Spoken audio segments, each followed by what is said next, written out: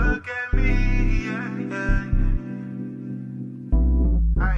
Remember when they hated, didn't think we make it. Now they break their neck just to look at me. Remember when I called you and you didn't fall through. Now you hate yourself, you can't look at me, look at me. Yeah. You made me. Yeah. Look at me. And what up, what up, what up? What's good with y'all? Alright, so what are we getting into today? Hopefully that gust of wind didn't distort the mic right now because I am outside. It is a little windy. Y'all can see on the ground we are experiencing a little bit of rain. What comes with rain? You got a little bit of wind. You see that branch blowing right there? So it is kind of windy out here. So just and foremost, let me let you guys know that today I am about to be going to close on the house. Today we're doing all the paperwork, so the house is about to be officially done with and in the books, and soon you guys will see what house we end up getting. But anywho, this video is more so of an update. Here I kind of wanted to show y'all kind of what happened off camera. There's been a bunch of stuff going down that I haven't really vlogged. You guys know that I picked up a spare motor for the RX7. A lot of the small tedious stuff I haven't really shown you guys, but a lot of y'all seem to be interested in what's going on with the FD a lot. So here's a little, kind of like a little rewind of what's been going down with the FD. Side seals are there. Scratch mark, but it doesn't look like it affected. It doesn't look like it's... The apex seal bounces up and down. It's just hella weak. Maybe he has the tolerances all wrong. The rotor housings look pretty new because of the markings on them. Still have the OEM markings. And there's no scarring inside the rotor housings. That's good. I don't want to sell you guys something bad. Well, Mike said he's going to come over here and beat you up. So, he wanted to make sure it's semi-good. He knows where I live, too. Yeah, that's what He's like right around the corner from me. His exact words. I know where this motherfucker lives. What up, guys? Nah, I'm not Mike. Anyways, today we're gonna take apart Mike's extra motor that we have and see if it's any good so we can build him a solid motor.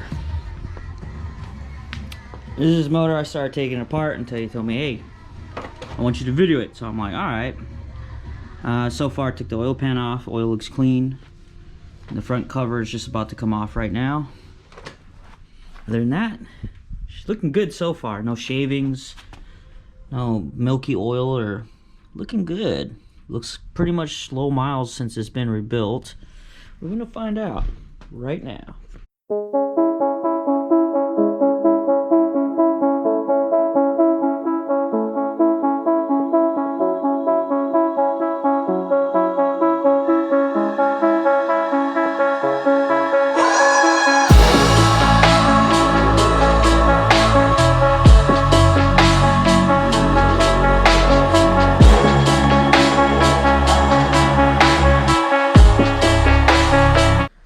So this is the moment of truth.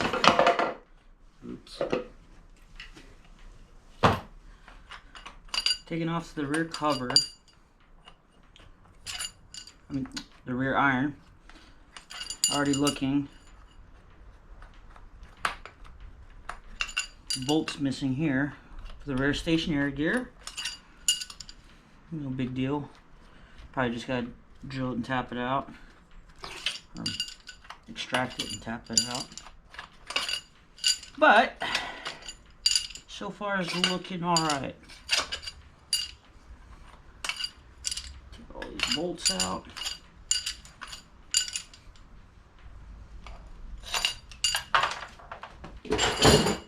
And one more.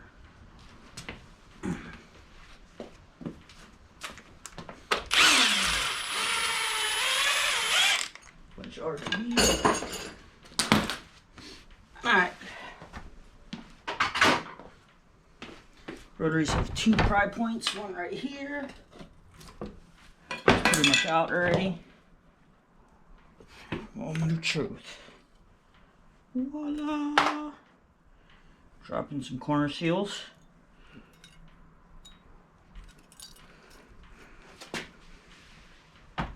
Wow. Got some Akin water seals in here. Alright. last corner seal. So none of these seals we're gonna try to reuse. We're gonna put it all brand new. This rear iron looks good. It's got normal wear. Typical miles, doesn't look too high. This is our rear rotor. A couple things since this motor's been rebuilt, I kind of want to see what is our clearancing for the side seals. Not too sure why this motor got taken out to begin with, but since we do have it, we don't want it. We don't want to use these seals, and we want to know what's inside the motor. Put this back in.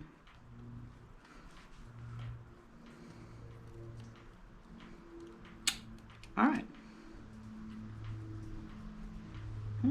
Side seals look like they have normal clearancing.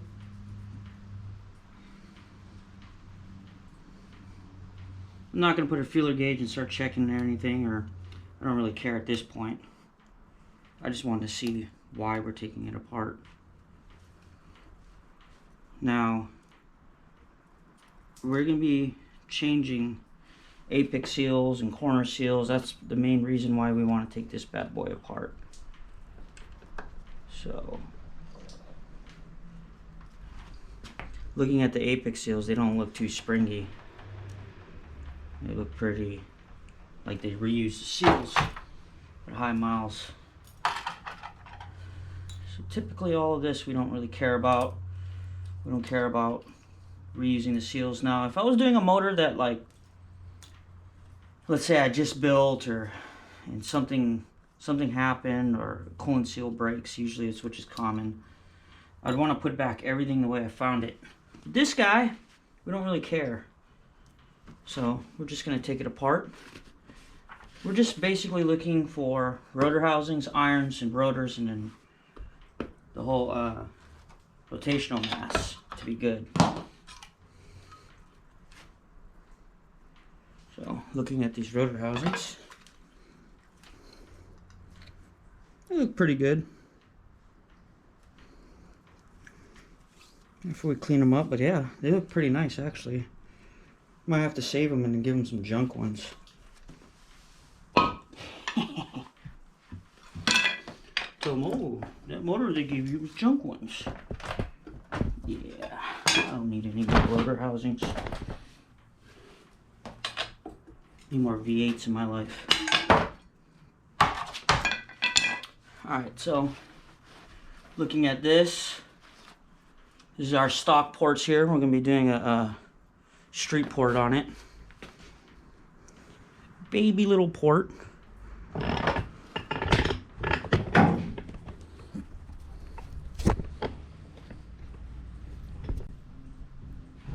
Baby little port. So this one we're just going to do a street port. Not a really monster one, nothing too crazy. Something to make a little bit more power and get them around. Now stock ports are good.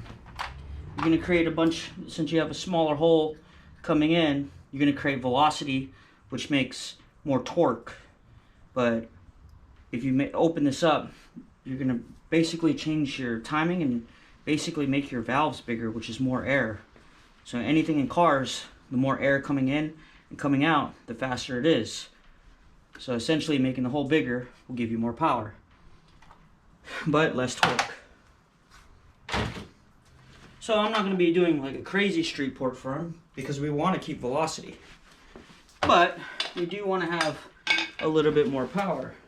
So opening that up will create power. This is for all the rotary noobs. When they try to take apart a motor, they have a hard time right here. Essentially because the E-shaft comes up at the same time as the middle iron. I use 2 pry bars. I lift it up with the E-shaft. Grab a hold of the middle iron. This one's coming up with a ball pin. I just leave the E-shaft in and bingo. Usually you want to keep this inside. that's our middle iron.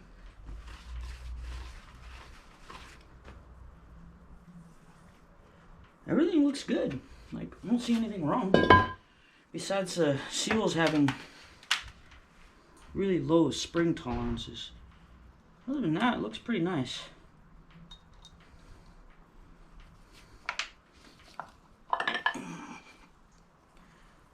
E-shaft looks in good shape. Don't see no wear or heat spots. Bearings on the rotors look pretty good so far. Oh, that is subject to change. Alright. Here is our front rotor. Usually I tend to take these little guys out. It's because when I pull the rotor out, they go boink and they pop all over the place. A good motor is when you take out the motor, you take off that iron, and they all start shooting out. That's how you know you got a really good motor. There goes all the apex seals. So another reason why we are tearing apart this motor is the apex seals. You hear everybody talk about, oh, rotary, apex seals, apex seals. Well, when you boost a motor, and if it ever does detonate, here is, oh, that is a complete, well, besides a little triangle piece, this is your apex seal. So, this is what holds in between each chamber from each rotor. And once it detonates, that's what happens. So what we want to do essentially is we want to get better apex seals to handle boost. Now, there is people making good high horsepower on stock apex seals, but once it does detonate, you're done. And with rotaries, anything are possible. They do detonate. If you do it correctly, you do it right, they won't detonate. And you have a motor that runs forever. But let's say you drive 100,000 miles and your fuel pump dies and you're in boost. You're going to detonate. So it's just better to have it in there. But the thing is, with stronger apex seals comes with more wear on the rotor housings. So a lot of people would, what they would complain about is, oh, the apex seals are too strong, they're wearing my rotor housings. Well, what I learned is, it's simple, like a two-stroke dirt bike. You're gonna get more wear, put more two-stroke. I mean, the worst you're gonna do is kill the plugs. I do that with all my race cars. I do it by weather. If it's wintertime, if I'm gonna drift, I put 10 gallons, I'm going to probably put about 14 to 15 ounces, depending on what the weather looks like. Just to make the mixture a little bit more rich. If I see smoke, then I know it's good. Same like on summertime. Usually it'd be 1 ounce per gallon, but I usually put like 12 or 13, depending, just, it all depends on what the weather looks like. And I just kind of play it by ear, you know, just like a two-stroke. If I see smoke, I'm good. If I see too much smoke, I'm not good.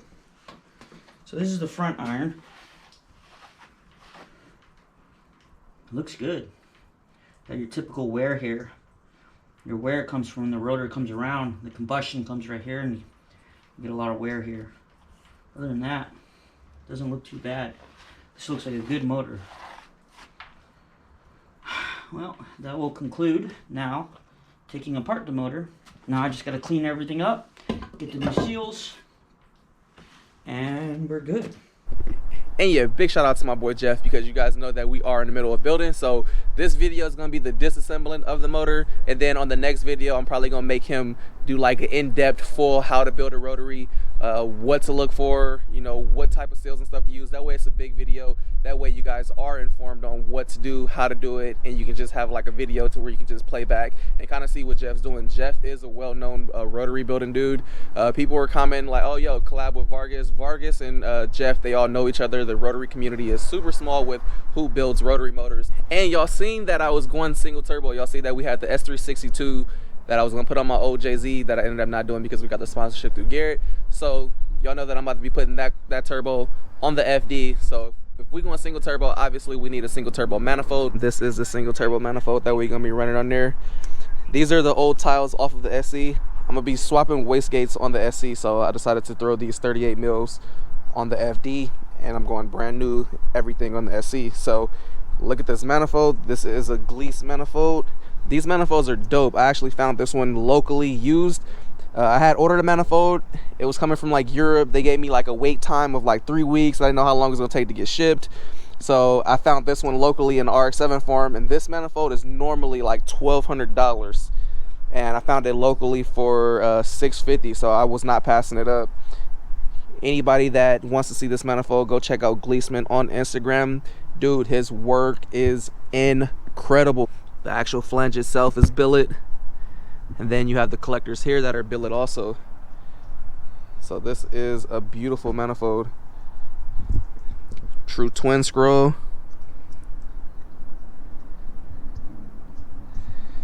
Can't wait to get this thing on. So after you guys just got done watching the whole thing of Geoff taking this thing apart, you guys know the game plan. We're about to be building me a rotary. That's gonna be the backup motor just in case this thing does decide to go, because I am gonna single turbo the factory REW, and we're gonna see how I do. I know factory REWs have made 500-600 horsepower on the stock Apex seals, so you know I'm not going for that much. The goal for this car, I'm probably gonna do like 400, 450, and hopefully it survives the dyno. If not, then we have a backup motor. Anywho, with that being said, I'm actually about to be heading out. I'm about to go do all the paperwork for this house right now and get that all done. So hopefully you guys enjoyed this rotary coming apart, and stay tuned, because like I said, we are going to be doing a full how to assemble street port video for the rotary setup. So I'm gonna make Geoff do that personally. But anywho, we're gonna shake and we outie. Until next time. I've been going too crazy, these niggas too shady. Speed limit 65, I'm about to do 80. Fuck the niggas hating on, I've been on the come up. You can go to speed, but it's better if you run up. You can ride with a nigga, but I'ma give you a choice. If you really wanna holler, then I'ma